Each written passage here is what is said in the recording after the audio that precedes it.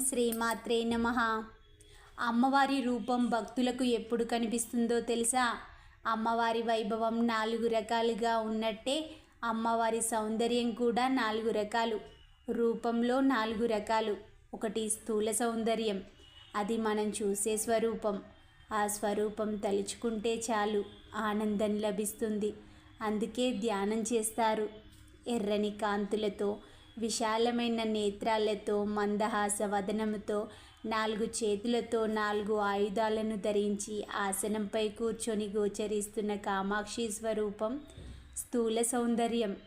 దీని వెనుక సూక్ష్మ సౌందర్యం కూడా ఉంటుంది.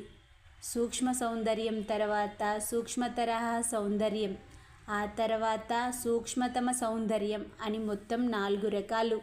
ఈ స్థూల సౌందర్య వర్ణనలో అమ్మవారి రూపాన్ని ధ్యానిస్తే మరొక అంతరార్థం కనిపిస్తుంది.